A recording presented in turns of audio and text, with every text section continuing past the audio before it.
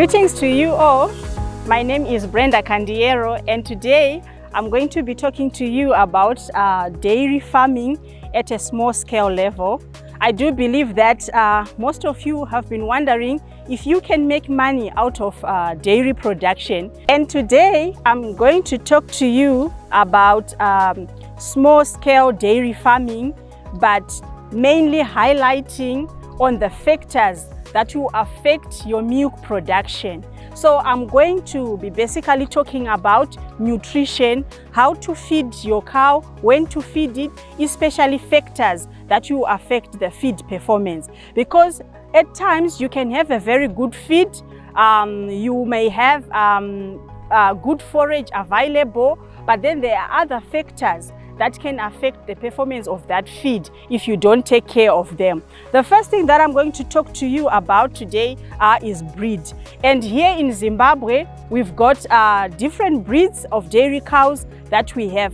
For example, we do have our own Mashona breed. Yes, you can get milk out of these cows, but no matter how much you feed them, because of their breeds, they've got a limitation, so you can only get so much because of the breed, right? But we do have other breeds. For example, we've got the Jersey, we've got the Holsteins, we've got the Frieslands, and these are the breeds that are available that are for milk production. So whenever you are thinking of starting a dairy production, please make sure that you have the correct breed. And probably the question that many of us will pose is, why do we even feed a dairy cow? Or why do we need to feed a dairy cow?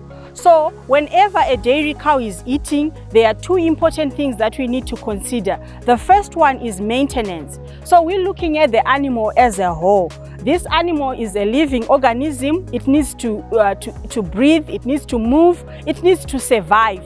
So before it even produces. So whenever you are feeding your animals, you need to make sure that you are meeting the nutrients that are necessary for its maintenance first, right? And then when that happens, then you add to the feed so that you can get your milk production. If you do not do that, usually the animal will just eat to maintain itself. It will not die of hunger, but you will not get enough milk. So it's very important that the quality and the amount of feed that you give per animal is able to cater for the two, which is maintenance and milk production.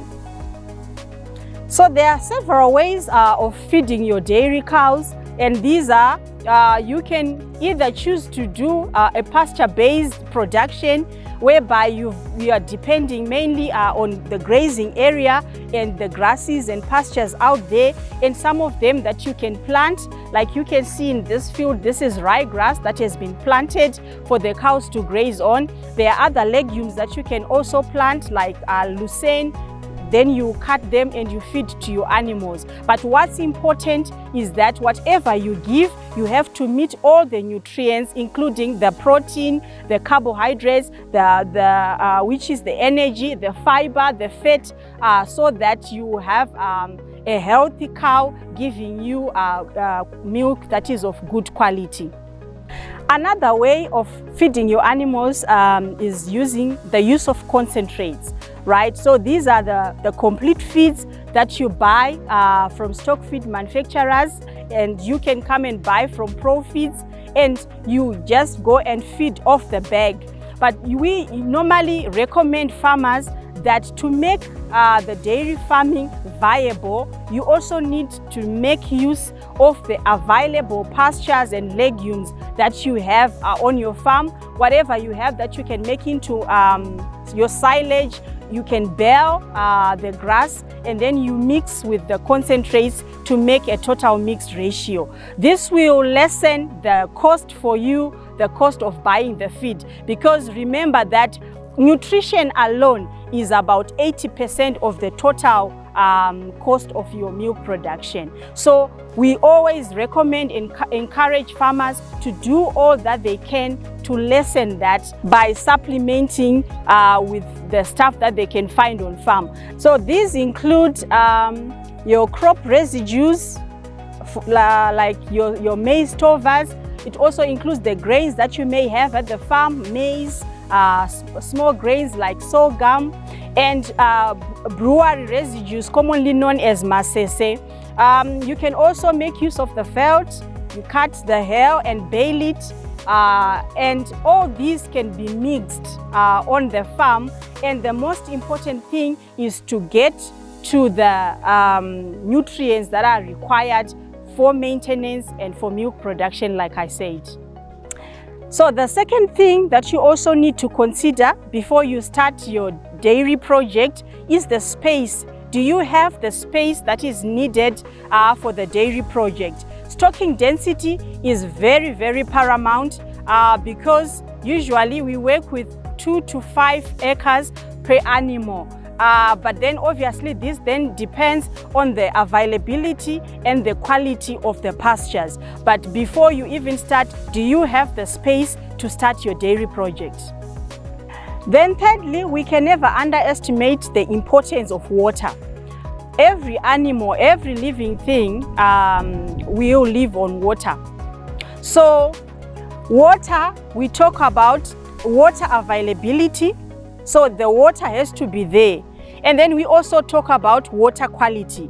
Is your water good enough for your animals? And we always say that it must be safe for human beings as well, which means that if you cannot drink it, then it is obviously not safe for your animals. Remember that about 80% of the milk itself is made up of water. So water is very, very necessary to give to these animals, as it is important for their maintenance as well as for your milk production and the quality of your milk.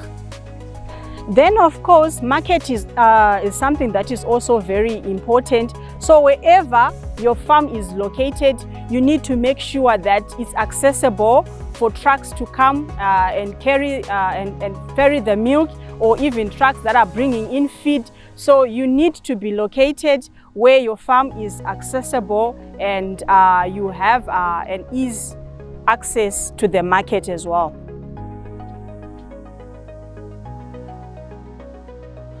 As a farmer, it is also very important that you follow an animal health calendar or a program, and this will include your deworming, your vaccination program, as well as dipping to control ticks, because ticks are very dangerous and they cause diseases.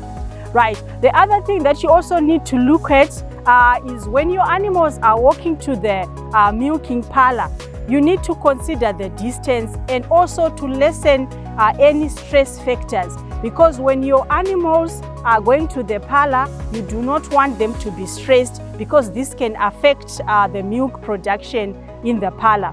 Right. The other thing that you also need to look at is hygiene, which is very important. Remember, you have a market, your milk is going out and it's going to be graded. So you need to make sure that your milk is clean and your milk hygiene is on point, right?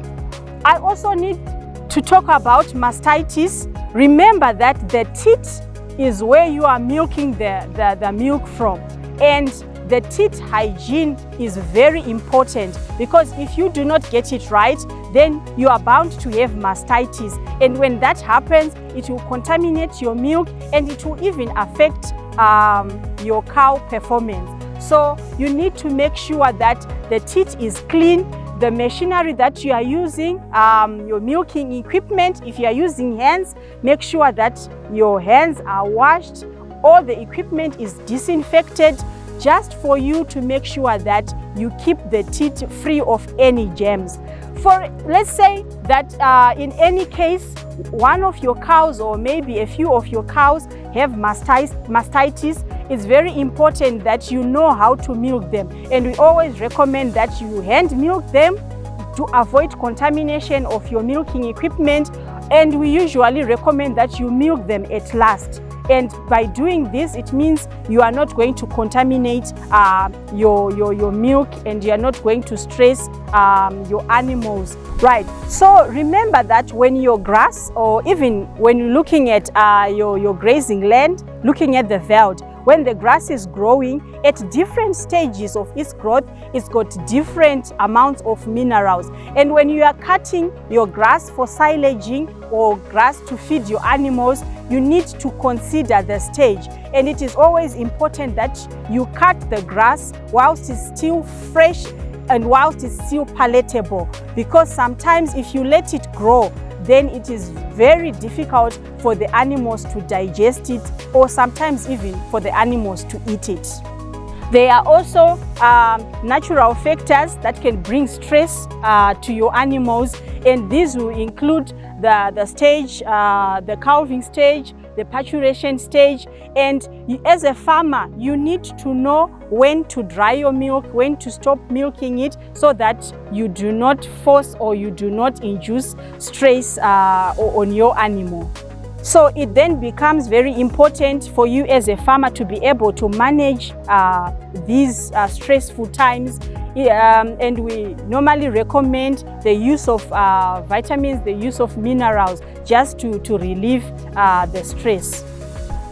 After milking your cows, it is very important that you make sure that you put your milk in very clean cans and you close them tight, and then you can take them for filtering out any dirt or any solid things that may have entered into your milk. And then you place your milk in a cold room waiting for it to go to the market. And then for your animals, we always recommend that after milking, manhandling is something that you need to consider. We do not recommend you to be beating the cows out of the parlor, but make sure you take them where there is feed, there is water, there is pasture, and there are resting places as well if they want to lie down.